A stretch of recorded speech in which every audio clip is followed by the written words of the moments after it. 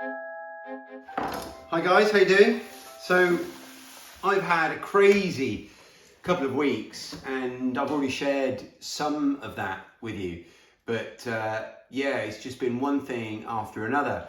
As you'll know, because I mentioned it in my last video, we had a death in the family and also had another incident where we had to go to the emergency unit at the hospital with my son. He's fine, but you know, it was a bit worrying at the time. And that, coupled with the sort of the hangover, if you like, from my September challenge and just how far behind I was with everything, has meant that I've just been so far behind. I've done barely anything in the garden until right now. We're going to go out and done a little bit of harvesting. You know, we're not on top of things out there. I'm going to try and get caught up this weekend. But the first thing I need to do is deal with some of these mushrooms I've been out foraging. So as you will know, my general plan for where I'm headed is I'm moving towards doing things like this for a living, and I've struck a deal with a really, really good location locally, and that is somewhere called the Newt in Somerset, which you can Google and have a look at their website. It's a really high-end 5-star hotel that also runs courses, and as of next month we are running some mushroom foraging there, and I'm going to be leading those walks.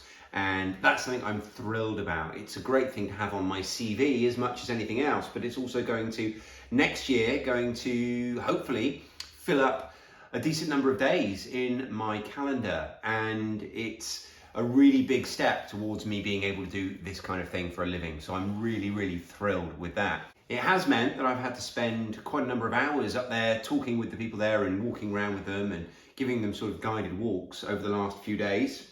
As a result, we've come home with some mushrooms today, and we're going to be preserving them, because that's really what I need to be focused on now. I need to be focused on harvesting a lot of the produce that we have and preserving it. So here we've got my dehydrator that I couldn't live without, and this is going to, well, we've been using it this week. We've already dried some mushrooms from previous forays, but we're going to be turning it on shortly with these mushrooms in, and then basically it's probably going to be on pretty much constantly for the next 2 or 3 weeks. So we've got here a selection of mushrooms. We've got some Agaricus mushrooms, which we've got here, including this guy, which I've actually not done a video on, but this one's called the Prince.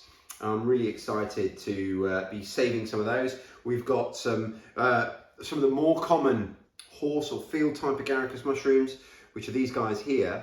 And we've also got some shaggy ink caps, which again I've done videos on previously. So we're going to get these guys in the dehydrator now, barring a few of these, which I'm actually going to have for my lunch. And then we're going to be looking at harvesting and preserving some of our produce, because we've got some chilies, lots of chilies that I want to get in, and we'll do a combination of things with them. We're going to dry some of them and we're going to brine some of them. So I've got jalapenos, which I tend to like to brine, and then we've also got some Scotch bonnets and some other things which I'm more inclined to dry.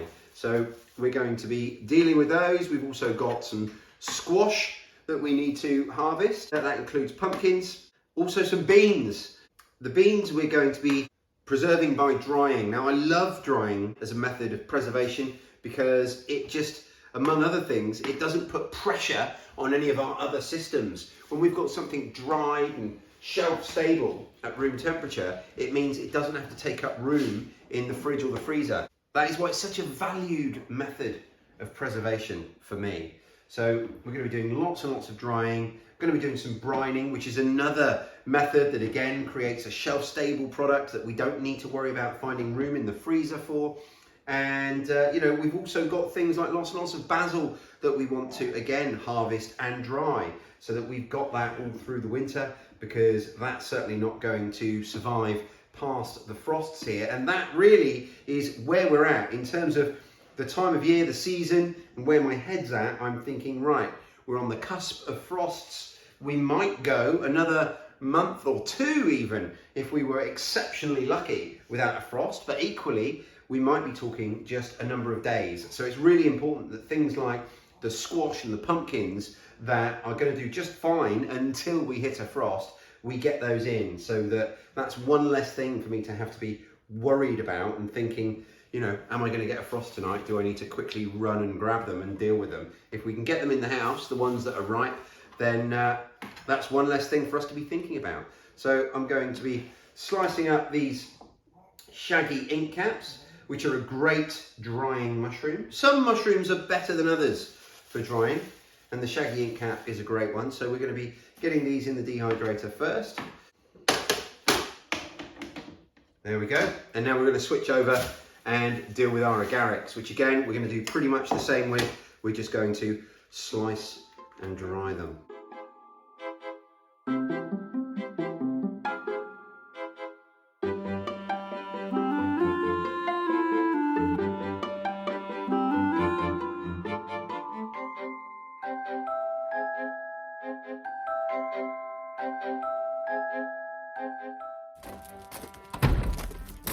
So we're now on our way to the vegetable garden, which has been severely neglected, and it's completely overgrown with weeds. I've not been near it for 3 or 4 weeks. I'm a little bit embarrassed to show you, but show you I will. And we're going to work towards getting everything in that's kind of ready, the plants that are at the end of their productive lives, so some of our bean plants, certainly our squash plants, and start processing and saving and preserving some of those things. Now, I won't lie, I've really struggled mentally with my vegetable garden for the last few weeks, because we're at a point now, and we have been for a little while, because of the nature of our family's future and what we're doing. I will just quickly take a detour to give the goats some hay, but because we're only living here now until Easter, there isn't really anything worth planting. So up until now, I've spoke on this channel numerous times about the importance to me and my mental health of working with the plants and the cyclic nature of everything, and how nothing has an end, everything's impermanent, and how useful that's been for me and my mental health. And I feel that that's all fallen apart in the last few weeks, because we are coming to the end now. Everything does have an end date. The plants that are in the ground, when I harvest them, there's nothing else going in their place. So there's nothing motivating me to weed. There's nothing motivating me to plan and do the next step. There are some things I can plant in containers, but really, realistically, all I'm doing if I do that is I'm just adding to our headache when we move house. More containers, more, soil we're basically bringing from one property to the next. So we've kind of made the decision not to do too much additional container planting on top of the perennials that we already have. So it really has left me in a bit of a state of flux, and I won't lie, I'm finding that quite difficult to deal with, and I'm finding it really difficult to motivate myself to come out and work in the garden because of it.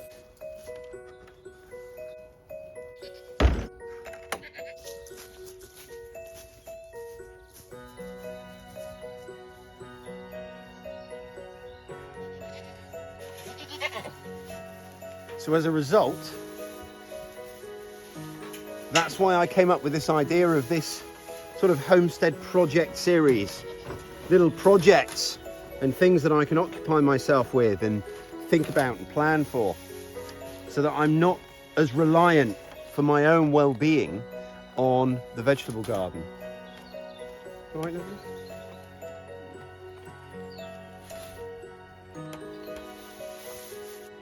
And also, I'm thinking, rather than the videos that I've been doing for most of this year, which have been almost daily, not always daily, and sometimes it might be 1 or 2 a week, but I've aired on the side of daily more than weekly. And I'm thinking what I might tend to do is produce slightly fewer but slightly higher quality videos, and spend a bit more time on things like editing videos that are really on a topic, and like I say, a bit more in depth, and intersperse them with vlogs. Obviously, still do at least a weekly vlog, but not necessarily the daily kind of thing that I've got in the habit of doing. I just think that's going to produce a higher quality level of content for you guys, while we're almost sort of winding down a bit here. We're still going to be doing plenty, but it's going to get a bit repetitive if I carry on doing the sort of daily vlog type style that I did all of September. Anyway, let's go over to my pumpkins. So brace yourself for the world's worst kept vegetable garden. But as you can see, a lot of the brassicas that really struggled earlier in the season, look how they've come back. Look at this giant head of cabbage here. And a lot of these cabbages have all come back. Now, it's not just the cabbages that have done really well. We've got lots of thistles and nettles and other weeds in here. But like I say, once I harvest these, we're not planting anything else in this space. And once we move out, this is going to be left to become overgrown. So there's just really nothing motivating me to weed this bed. It would be purely so it looks a bit nicer. And I think, yes, that would be good, but it's not really that important. And all the vegetables in here are basically going to serve our needs through the winter and in the spring. And after that, we won't be taking anything out of this bed. We won't be putting anything in this bed.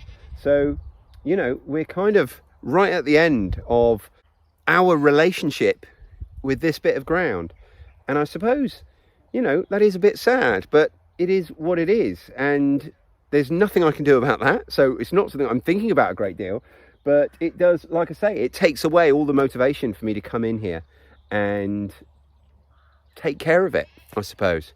So we've got loads and loads of borlotto beans along the back there. We've got runner beans to harvest, and the other things that are staying in the ground for a little while longer, we've got a massive patch of swede just here, rutabaga, you might know them as.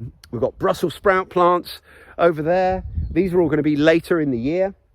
Our perpetual spinach, we've got a few plants down here, which is going to be enough to see us through the winter, along with the rainbow chard right at the top end of the bed. Our courgettes are still coming. What else? We've got nasturtiums. Now, I do still have some onions in here that I need to get out the ground as soon as possible. So that we'll be doing this weekend. But other than that, like I say, it's lots of beans to harvest, lots of squash to harvest. We've got 2 nice patches of leeks, which again, we're leaving in the ground. We'll be harvesting them in the coming months. And not a lot else, really. We've got lots of salad as well. We've got a row of salad there. We've got some more cos lettuce at the back. We will be sowing a few things, but not in this space. We'll be sowing a few things like salad leaves in the polytunnels over the next few weeks to take over from when these plants are done. But that's about it. Okay, so down here, we've got our last pumpkin, which is still attached to the plant. The rest I've taken off the plant, and this is the last one to go in the house.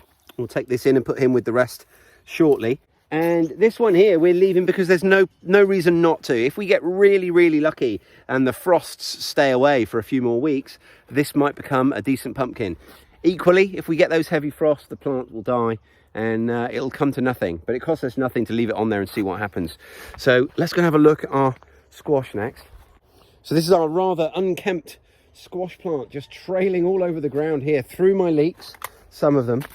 And I can't remember the variety, but aren't they gorgeous? They're such a great decorative plant. Perhaps one of you guys can let me know the variety in the comments. So we're going to harvest some of these now, and again, there's a few more smaller ones that we'll leave on the plant in the hope that they can mature, but all of the big ones will get taken in, and one less thing to worry about the frost hitting. I'm going to give myself some points here. I am becoming a better gardener, because look, honeyboat squash. I did label it, and I labelled it in such a way that I could still read the label at the end of the season. That is improvement. That's personal improvement. Really happy. So honeyboat squash, there we go. And I have to say, in terms of yield, nowhere near as good as the butternut squash that we grew last year. So we'll have to compare flavour a bit later.